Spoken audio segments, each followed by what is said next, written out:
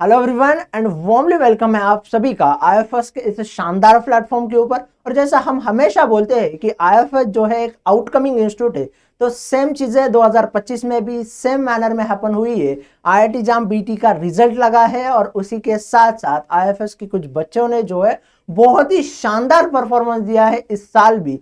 तो मिलते हैं ऐसे ही एक कैंडिडेट से जिन्होंने इस साल के आईआईटी जाम के एग्जाम में डबल डिजिट रैंक को हासिल किया है और उनसे जानते हैं उनकी कहानी, उनके स्ट्रगल्स और उनके सक्सेस में क्या क्या चीजें हो गई। चलो तो मिलते हैं, जानते हैं उन्हीं से ही उनकी कहानी। So first of all hello. Hello sir, good morning sir. Good morning आपको भी।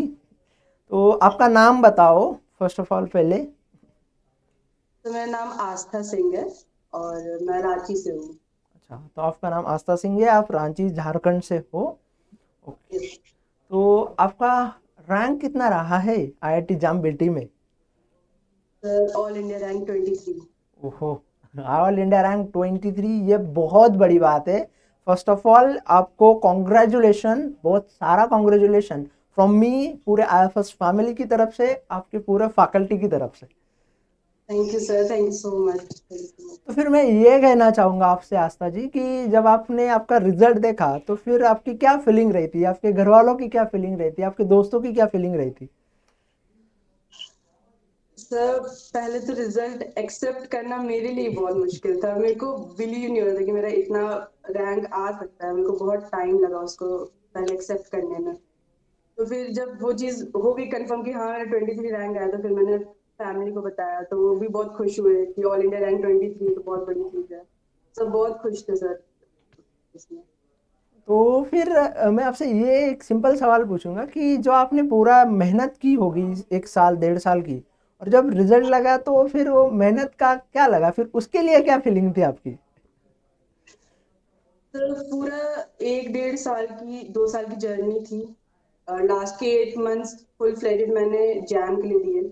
बहुत ही रोलर कोस्टर जर्नी थी। इमोशनली कभी कभी लगता था बहुत कॉन्फिडेंस है, हाँ हो जाएगा। कभी कभी लगता था कि कुछ नहीं होगा, बहुत इमोशन एकदम डाउन हो जाता था। तो उसमें बहुत फैमिली फ्रेंड्स और टीचर्स ने बहुत हेल्प की उसको वर्कआउट करने के लिए। And at the end worth it है। अब आप आईआईटी मिल रहा है, आईआईटी जा रहे हैं, तो वो सर लास्ट में वर्थ इट हो जाता है सब कुछ। तो बस वही चीज है। अच्छा, तो थोड़ा आपकी जर्नी जो रही, educational journey from the start to the कल तक आपके रैंक तक, थोड़ा ब्रीफली शेयर करो हमारे नए एस्पिरेंट्स के साथ। Yes sir. तो स्टार्टिंग में मैं ये बोलूंगी कि जैम की प्रिपरेशन आप जितनी जल्दी स्टार्ट कर सकते हो उतनी जल्दी कर दीजिए। तो ओके। मैंने सेकेंड सेमेस्टर नहीं, सेकेंड ईयर में मैंने अपनी जर्नी स्टार्ट की थी इसकी, जैम की प्रिपरेशन की। मैंने स्टार्टिंग में तो बेसिक ही पढ़ा था। बेसिक पूरा जो कॉलेज में पढ़ाते उसी को फॉलो किया था। देन लास्ट में जो 8 8 मंथ्स थे, मैंने आईएफएस का ही कोर्स ले लिया। यूट्यूब पे मैं पढ़ती थी। यूट्यूब पे मैंने लेक्चर्स लिए एंड फिर एमएससी, ये एमसीक्यू का प्रिपरेशन किया। जो आईएफएस एमसीक्यू को लेता करवाते थे लेक्चर्स, उसको मैंने प्रिपेयर किया। फिर उसके थ्रू एंड लेक्चर्स लिए लास्ट में यूट्यूब पे। फिर देन सारा सेल्फ स्टडी था। तो और फिजिक्स केमिस्ट्री के लिए मैंने सर सिर्फ 12th 11th 12th के book, full full 11th 12th की बुक, उससे ज्यादा नहीं पूछते हैं आईएफ ये जैम में। तो आप 11th 12th के सिर्फ पढ़ेंगे, उससे हो जाएगा। ओके, तो फिर मैं ये कहूँगा कि आपने सेकंड ईयर में आपकी जर्नी स्टार्ट की थी आईआईटी जाम के लिए। तो फिर आपने कॉलेज की पढ़ाई और हमारे आईआईटी जाम के सिलेबस की पढ़ाई साथ में की होगी, तो दोनों चीज़ों को कैसे मैनेज किया? सर, मेरा बैचलर्स जूलॉजी में था। तो बहुत सारा सिलेबस तो सेम ही रहता है स्कूल का, और जैम का थोड़ा बहुत अलग रहता है। तो टाइम निकालना पड़ता है। ऑफ कोर्स आपको कुछ क्रैक करना है, कुछ करना है, तो कुछ छोड़ना भी पड़ता है। तो लास्ट में जो 8 मंथ्स थे, मैंने 5 6 घंटे पढ़ाई की हर दिन लगभग लगभग। तो करते करते फिर सुबह में कॉलेज करते थे। कॉलेज का सारा असाइनमेंट सब कुछ जो भी होता है वो सब प्रिपेयर करके, एग्जाम्स के लिए प्रिपेयर करके, सब कुछ करके देन फिर आईएफएस में मैंने क्लास की, उसके थ्रू मैंने प्रिपेयर किया। फिर रात को पढ़ना करते करते सर बहुत हो गया था आके लास्ट में। चलो, तो ये जो पूरी मेहनत है ये फाइनली जाके तो वर्थ इट हो ही गई। Yes, finally worth it. तो जैसा आप बोल रहे थे कि आपकी जर्नी में रोलर कोस्टर रहे, इमोशनली मतलब चीज़ें रहे, तो थोड़ा आप अगर उसके भी बारे में बताना चाहोगी तो फिर और अच्छा, मतलब स्टूडेंट्स को हेल्प होगी काफ़ी। यस सर, जैसे कि सर मेरी बैचलर्स 2024 में ही खत्म हो गई थी। तो मैंने पिछले साल भी जैम दिया था, तो उसमें मेरे रैंक उतने अच्छे नहीं थे, मतलब अराउंड 1000 रैंक था। तो था कि अब कुछ तो करना है, क्योंकि मेरा था कि मुझे आईआईटी जाना है, स्टार्टिंग से ही था आईआईटी जाना है। तो फिर मैंने वहीं फिर उसको ड्रॉप लिया, मैंने सोचा एक साल ड्रॉप लेते हैं एंड देन प्रिपेयर करते हैं आईआईटी के लिए। तो जो 8 मंथ की जर्नी थी, क्योंकि आपके सारे फ्रेंड्स अलग अलग कॉलेज में चले गए हैं, आपका कुछ हुआ नहीं है, एक बहुत इमोशनली डाउन हो जाता है उसमें कि अब पता नहीं कुछ होगा कि नहीं होगा, अभी ड्रॉप ले रहे हैं उसके बाद भी रिजल्ट पक्का होगा कि नहीं होगा, कुछ नहीं पता है। तो फिर वही था कि एट द एंड बहुत टीचर्स ने मोटिवेट किया, बोला कि बस मेहनत करो, एट द एंड रिजल्ट जो होगा वो होगा। तो 8 मंथ्स पूरी मेहनत की, सुबह से शाम तक लगे लगे, देन रात एट द एंड जब रिजल्ट आया तो सब बहुत खुश थी, बहुत ज्यादा। अच्छा, तो जब हम जाम के सिलेबस को देखते हैं तो फिजिक्स, केमिस्ट्री, मैथमेटिक्स, बायोलॉजी, और बायोलॉजी में भी इतने सारे सब्जेक्ट्स हमें देखने को मिलते हैं। तो फिर आपने इन सारे इतने वास्ट सिलेबस के लिए प्रिपरेशन करने के लिए कुछ तो अप्रोच रखी होगी, तो वो क्या अप्रोच थी आप? सर ज्यादा फोकस तो मैंने बायोलॉजी पे ही किया, क्योंकि उसका पोर्शन ज्यादा आता है। देन मैंने मैथ्स नहीं पढ़ी थी, क्योंकि मेरी मैथ्स थोड़ी वीक है, तो मैंने मैथ्स को पूरा ही छोड़ दिया था। अच्छा। और मैथ्स तो ज्यादा वेटेज होता नहीं है, थोड़ा वेट तो मतलब छोड़ सकते हैं मैथ्स, अगर कोई छोड़ना चाहे तो। अगर कर ले तो और अच्छा, उसकी और अच्छी रैंक आ जाएगी। आज शायद मेरी 23 आए, तो किसी को और 1 2 3 में भी आ सकता है, मैथ्स कर ले कोई तो। अच्छा। अच्छा। तो उसके बाद फिजिक्स केमिस्ट्री मैंने पढ़ी थी। फिजिक्स केमिस्ट्री के लिए भी मैंने आई एएससी चूज किया था, जो फिजिक्स केमिस्ट्री के जो करते हैं, यूट्यूब लेक्चर्स ही मैंने चूज किए थे। वहीं से मैंने अपना बेसिक्स को स्ट्रॉन्ग किया, मैंने क्वेश्चंस प्रैक्टिस किए, फिर मैंने आईएफएस की बुक ली थी, ये प्रीवियस ईयर की बुक ली थी। तो उस पे मैंने उसको किया, उसके सारे क्वेश्चंस बनाए। मेरे को लगता है उसमें 5000 प्लस क्वेश्चंस थे, मैंने सारे क्वेश्चंस बना लिए थे, ओहो। Full 5000 plus questions. तो मैंने पूरा किया, ऐसा करते करते देन हो गया। ओके, तो मैं ये कहना चाहूँगा थोड़ा आगे जाके कि आपके क्वेश्चन प्रैक्टिस कितनी हेल्प करती है आपकी एग्जाम्स में? सर मैं बोलूंगी क्वेश्चन प्रैक्टिस ही मेन चीज है। मतलब आप कितना भी पढ़ ले, बेसिक्स पढ़ ले, कितनी भी थ्योरी पढ़ ले, वो काम नहीं आएगी जब तक आपको उसको क्वेश्चन में अप्लाई करना नहीं आएगा। तो जितनी ज्यादा आप क्वेश्चन प्रैक्टिस करेंगे, जैसे मैंने अभी बताया कि मैंने 5000 प्लस क्वेश्चंस बना लिए थे आईएफएस के प्रीवियस ईयर बुक से। तो जितनी ज्यादा क्वेश्चंस आप बनाएंगे, उतने ही आपके रैंक अच्छे आने के चांसेस है। तो मैं ये बोलूंगी, लास्ट के तो 2 3 मंथ सिर्फ क्वेश्चन ही प्रैक्टिस कीजिए, हर सब्जेक्ट के, physics chemistry maths bio. Maths जिसको पसंद है कर सकता है, तो मैथ्स भी कर ले, तो उससे बहुत रैंक इंक्रीज हो जाती है, बहुत हेल्प करता है क्वेश्चन, मतलब बहुत हेल्प करता अच्छा, तो फिर आपने टेस्ट सीरीज भी लगवाए होगे, मॉक टेस्ट भी दिए होगे? है। जैसे वो भी आईएफएस की मॉक टेस्ट लगाया मैंने, सब कुछ। तो फिर उसमें आपको क्या हेल्प हो गई? क्या क्वेश्चन का स्टैंडर्ड लेवल और एग्जाम का स्टैंडर्ड लेवल आपको मैच देखने को मिल गया है? हाँ, क्वेश्चन स्टैंडर्ड काफी, पहले तो मैंने मॉक दिया सर आईएफएस को, तो मेरे स्टार्टिंग में अच्छे मार्क्स नहीं आते थे, तो पहले तो बहुत मतलब बुरा लगता था कि क्यों नहीं आ रहे। देन मॉक, मतलब मॉक टेस्ट दिया, उसके बाद उसकी प्रैक्टिस की बहुत बार। उसके बाद फिर क्वेश्चन पैटर्न का बहुत हद तक सेम रहता है। आप बहुत अच्छी प्रैक्टिस हो जाएगी अगर कोई मॉक ले, उसको प्रिपेयर करे उसके लिए, तो बहुत अच्छी उससे प्रैक्टिस हो जाती है, तो मॉक लेना चाहिए। ओके। आप किसी भी मॉक ले, बट एक मॉक ले, क्योंकि एट द एंड में मॉक बहुत हेल्प करता है। ओके। ओके, तो फिर आपको मतलब मैं ये कहना चाहूँगा कि जो हमारे यूट्यूब के सेशन आपने अटेंड किए थे और फिर आप एग्ज़ाम हॉल में भी गए, तो कुछ क्वेश्चन आपको सिमिलैरिटी वाले भी देखने को मिले गए होंगे, फिर उसके हम्म। रिगार्डिंग आप क्या कहना चाहोगे? तो इस बार जैम 2025 में 3 से 4 क्वेश्चन एकदम एग्जैक्टली सेम थे आईएफएस के। और 3 से 4 क्वेश्चन बहुत हेल्प करते हैं, मतलब आपका 5 से 10 मार्क्स बढ़ जाएगा उससे, और 5 से 10 मार्क्स बहुत रैंक इंक्रीज कर देता है, तो बहुत अच्छा था वो। मैं तो जब क्वेश्चन देखी हॉल में बैठ के, मैंने अरे ये तो सेम क्वेश्चन है जो सर ने पढ़ाया था।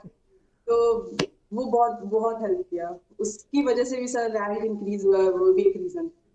ओके, तो आपने जैसे एग्ज़ाम हॉल में बोला कि आप देख के क्वेश्चन खुश हो गई, तो फिर एग्ज़ाम हॉल का एक्सपीरियंस बताइए, क्योंकि मैंने बहुत बच्चों को देखा है, मैंने बहुत एस्पिरेंट्स को देखा है कि वो बहुत अच्छे से प्रिपेयर भी कर लेते हैं, अच्छे से मेहनत भी कर लेते हैं, बट एट द एंड वो 3 आवर्स जो होते हैं एग्ज़ाम हॉल के, वो उनके अच्छे नहीं होते हैं।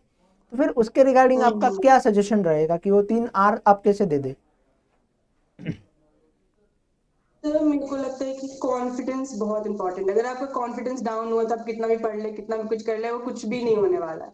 क्योंकि जब मैंने 2024 में दिया था, वो फर्स्ट टाइम था मेरा एग्जाम, तो मेरा थोड़ा कॉन्फिडेंस डाउन था। मैंने प्रिपेयर की थी उस समय भी, बट कॉन्फिडेंस डाउन था, जिसकी वजह से मेरा 3 घंटा मतलब खराब हो गया। ओके। तो मेरा ये था कि इस बार कुछ भी हो जाए, कितनी भी प्रिपेयर हो जाए, कॉन्फिडेंस को अपना अच्छा रखना है। मतलब डरना नहीं है, डर गए तो फिर खत्म, डरना नहीं है मतलब। डर तो गए तो गए हार गए 3, फिर। हाँ, डर गए तो खा गए। मतलब डर डर जहाँ पे आ गया तो फिर वो चीज़ खत्म हो जाती है। तो मैंने वही पूरा किया, प्रैक्टिस की। मैं तो ये हॉल में गई, हॉल में सबसे पहले लंबी-लंबी साँस ली मैंने, नहीं डरना तो बिल्कुल नहीं है। डर गए तो फिर खत्म हो जाएगा सब कुछ। फिर आराम से सारा क्वेश्चन बनाया। मैंने एनएटी को 3-4 बार रिवाइज़ किया। सब चीज़ को रिवीजन भी बहुत इम्पोर्टेंट है। अगर आप एक बार एग्ज़ाम दे दें, आपका टाइम बचता है, तो आप रिवीजन करें। उसमें भी बहुत सारे क्वेश्चंस आपके सही गलत होते हैं, आपको पता चलता है, तो वो भी बहुत इंपॉर्टेंट है। तो मतलब वो जो 3 घंटा है, आप बहुत रिलैक्स होके दीजिए। रिलैक्स, जितना जितना रिलैक्स रहिएगा उतना मार्क्स अच्छा आने के चांस। ओके। तो फिर मैं मतलब थोड़ा आगे आता हूँ और मैं ये कहता हूँ कि जब आपने सिलेबस के लिए अप्रोच किया था तो आपने बायोकेमिस्ट्री को पढ़ा होगा, आपने cell biology, molecular biology, recombinant DNA technology, molecular biology, in techniques, ये सारे यूनिट्स को हम्म देखा होगा, पढ़ा होगा। तो फिर ये हम्म कॉम्प्लेक्स यूनिट हमें देखने को मिलती है, क्योंकि अगर बायोकेमिस्ट्री की बात करें तो बायोकेमिस्ट्री का सिलेबस ही खुद में बहुत वास्ट है। उसकी के साथ साथ उसके कंसेप्ट अगर हम रिवाइज ना करें तो भूल जाते हैं। तो फिर उसके लिए आपकी क्या अप्रोच रही थी उस सब्जेक्ट के लिए? सर, अगर आप जल्दी प्रिपरेशन स्टार्ट कर दे रहे हैं, हम्म। तो फिर आप डीप पढ़िए थोड़े से सब्जेक्ट को। मैं तो यही बोलूंगी, क्योंकि मैंने डीप पढ़ा था स्टार्टिंग में। लेकिन जब लास्ट के 6 महीने 7 महीने थे, तो फिर एकदम एग्जाम ओरिएंटेड हो जाना चाहिए। जो जितना एग्जाम में पूछ रहा है बस उतना ही पढ़िए, उससे आगे नहीं। क्योंकि फिर फायदा नहीं होगा, एग्जाम नहीं निकल पाएगा। आपको नॉलेज तो रहेगी आपके पास, लेकिन एग्जाम नहीं निकल पाएगा। तो अगर आप स्टार्टिंग में फर्स्ट ईयर सेकंड ईयर से स्टार्ट कर रहे हैं, तो आप अच्छी फॉरेन की बुक पढ़ सकते हैं, ब्रूस एल्बर्ट और ये सब पढ़ सकते हैं। बट एट द एंड, मतलब जो लास्ट के 6 7 8 महीने होते हैं, उसमें पूरा फोकस करिए आपका जो एग्जाम है। तो मैं तो आईएफएस में जो सर ने पढ़ाया उसी पे मैंने फोकस किया लास्ट में। जितना भी लेक्चर्स में जितना भी सर ने पढ़ाया, उसी को नोट्स उसको बनाया, उसी को पढ़ा। फिर जितने भी एमसीक्यू वाले सेशंस हुए उसको पढ़ा।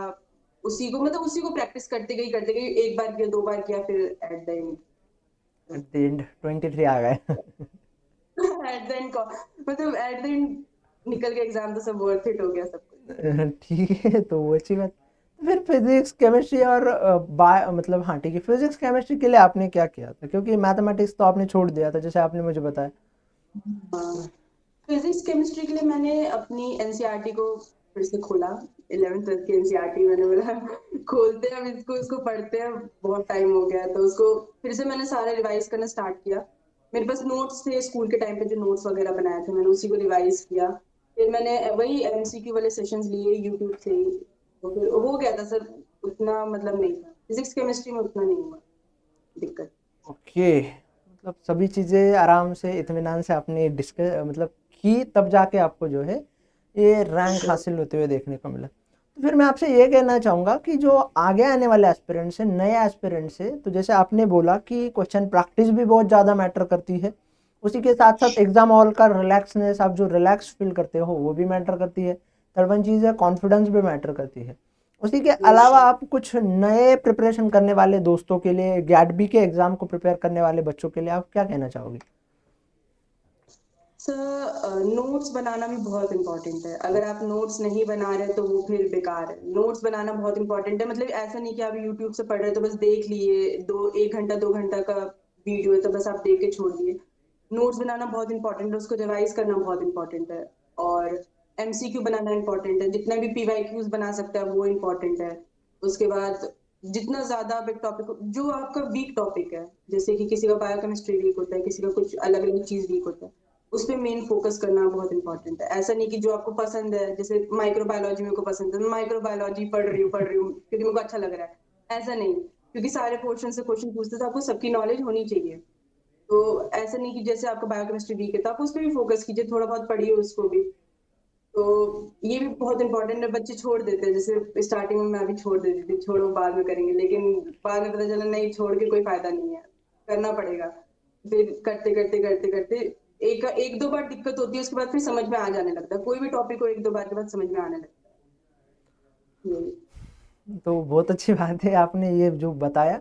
उसके साथ अलावा मैं एक ये चीज़ कहना चाहूँगा कि जब आपने मतलब ड्रॉप लिया था पूरे 1 साल का, तो बैक ऑफ द माइंड क्या थॉट हमारे दिमाग में चलता रहता है कि यार मेरे दोस्त कहीं अच्छी जगह के ऊपर गए हैं, अच्छे कॉलेज में गए हैं, मैं यहीं पे वो पढ़ रही हूँ।